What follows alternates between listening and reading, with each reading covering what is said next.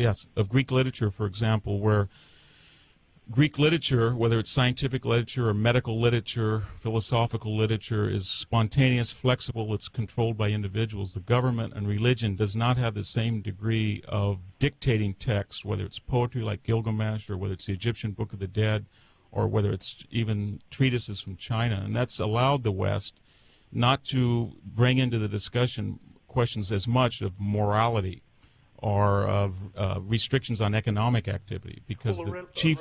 A related point that I think is worth mentioning is that you were talking about the art of war just a second back. Now, in ancient Greece, you had a fighting style called the hoplite phalanx, which was used to great effect against the Persians at Thermopylae, and Persians had a clearly superior force.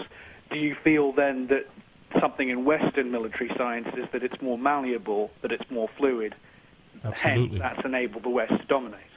Absolutely. It's not only its command is more flexible, it has civilians that take a greater role in military operations, and most importantly, it brings weapons that tend to be more sophisticated. While the West did not invent gunpowder, they stole it, and within 100 years, Japanese firearms were obsolete and irrelevant. One other thing is Western armies have a very different idea of discipline. It goes back to the classical tradition, that discipline is defined by keeping in rank, firing or advancing in unison, drill, and protecting the man at your side. And it's not quite the same as other traditions in the New World among the Aztecs or the Incas or the Zulu. And that allows a small, cohesive force to concentrate their advance or their firepower to a much greater effect than other military traditions. Again, this has nothing to do with morality, or it doesn't have anything to do with genes at all. It's just a tradition that comes out of that mystery of the 8th century in Greece that tends to allow Europe advantages that other societies don't have. And then, of course, when other societies adopt Western culture, whether it's Japan or South Korea or parts of the Ottoman Empire, then they tend to have much more dynamic militaries. Well, there is the myth that... AJ, we're going to have to... I'm afraid I'm going to have to cut you off there. Thank you. Thanks so much for your question. We're talking this hour about Western civilization and why it has dominated most of the rest of the world. You can continue this conversation online. Go to npr.org, click on the discussion section, then scroll down to Talk of the Nation. I'm Neil Conan, and this is Talk of the Nation from NPR News. This is Talk of the Nation. I'm Neil Conan in Washington. Today we'll be talking about the dominance of Western military power.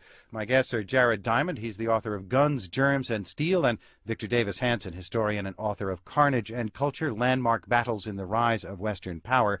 To join the conversation, give us a call, 800-989-TALK, or send us an email, totn@npr.org. And our next caller is Mike, who's on the line from Jackson, Wyoming. Hey, Mr. Diamond. Awesome book. I tell everybody to read that. Great book. What I gathered from reading was that Western civilization had, like, most of the countries had 4 seasons, and that they had to utilize, making shoes, building tools, and had to be a little more resourceful to deal with the 4 seasons. Did I get the right summary off that? Well, that's a question that has been raised and that I wondered at the beginning of my research.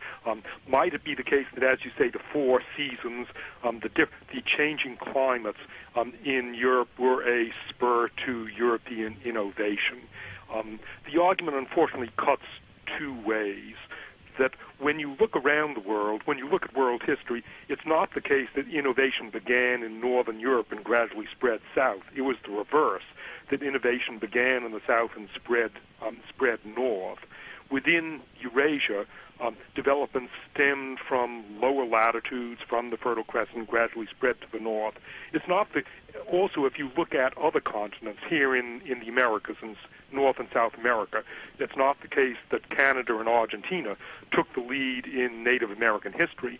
The lead instead was taken near the equator, the Maya in the Yucatan, and then people in Peru, in the Amazon, and then developments then spread to higher latitudes. So this initial idea that historians often express that maybe there's something about high latitudes that stimulates innovation, it just didn't work that way. It worked the reverse way. Mike, thanks very much. Yeah, thanks a lot. Okay. Now let's go to Luann, who's on the line from Glenside, Pennsylvania. Thank you, Neil. Hello. Hi. First time calling nationally. It's the most amazing subject that you're on today. It's something that I've pondered personally for many years, but most especially in particularly dealing with Africa. And I haven't heard you make much reference to African nations. And, so I'm wondering what your two professors and with their different theses could comment in terms of African cultures and societies as to why so much superiority in the West, technologically, culturally, to Western nations. Yeah, since humans developed there first, you'd think they would have had the biggest head start of all. And right, exactly. We came out of Africa, and what happened since? Yeah, exactly. what did happen. Right. Yeah. I had a whole chapter in my book on Africa, and in fact, insofar as there was a eureka moment for me in working on my book, Guns, Germs, and Steel, it was when I came to grips with the history of Africa. As you say, Africa had a huge head start. That's where modern humans evolved. So why did Africa lose that head start? Couple of reasons. A major reason is that Africa, south of the Sahara, had no domesticable animals. All those big animals of Africa that the tourists go to Africa to see, rhinoceroses, hippopotamuses, lions, they've never been domesticated. Instead, the rise of productive agricultural societies in Africa awaited the arrival of cows, sheep, goats, and in West Africa, horses, from the north, from Eurasia. So that was a big problem with Africa. And the other big problem with Africa is its axis. Africa runs north-south. It's longer from north to south and east to west. Same is true about North America and South America, but Eurasia runs from east to west, long axis east to west. Professor Diamond, aren't there water buffalo in Africa? The water buffalo that was domesticated in China. The buffalo of Africa is the nastiest animal alive. It's never been domesticated. If you want to walk up to it, that's a good way to commit suicide. Okay, I'll avoid that. Sure. Okay. Absolutely. Professor Hanson? Well, I mean, if we look at the countries in Africa that have been able to project military power, it's countries that came from the West, whether it was the British in Zululand or in South Africa or in Rhodesia. It's not, again, not a moral question, but when they bring a particular tradition to Africa, and the question is, where did that tradition come from? And we're sort of get back to the chicken and the egg. Again, I would argue that there's not much to recommend culture in Greece other than that gives it any other advantage in any country in its immediate proximity, and yet most of the European miracle comes out of that tradition. My ancestors in Sweden, people in England, people in central Germany had they had some advantages that Professor Diamond has pointed out, but if they had not inherited the classical tradition, which they didn't really inherit from the Etruscans or from the French or from the Spanish or from other Mediterranean peoples, they would have been as backward as anybody in Africa. In fact, they were, if we can read Tacitus or Caesar about indigenous tribes in Europe. Well, thanks for the call, Luann. Thank you, Neil. Okay. Bye-bye. And let's go now to Portia, who's calling from Bar Harbor in Maine. Hi, yes. I have one big question, and it seems to me, it's a comment/question, I guess, that you guys presume that the West has won global dominance because it has it now, whereas it seems to me that in the past, different countries and empires have had as much dominance as we have over the world that they were able to be in contact with. And I'm just wondering if you think that we're in a stasis point now, and that just because for the past 1,000 years or so, the West has had control, or 1,500 years, that we will have it forever. Or if you don't think that other cultures may rise and take that from us. Victor Hanson. I could answer. Yeah. I would say that it's not. We have to get away sort of this idea of the West. The West is just simply the inheritors of a paradigm. Whatever culture seems to want to adapt personal freedom and open markets and constitutional government and respect for individualism and a chauvinism of a middle class, so it's not a society of two classes, will be dominant, because that's what humans aspire to be free and to be secure and to be prosperous. And that can be in Japan. We can see it now in China. We can see it in parts of the Soviet Union. So it's not necessarily that Europe and America are ganging up on anybody. It's simply that they had a paradigm that they inherited that gives what most humans want.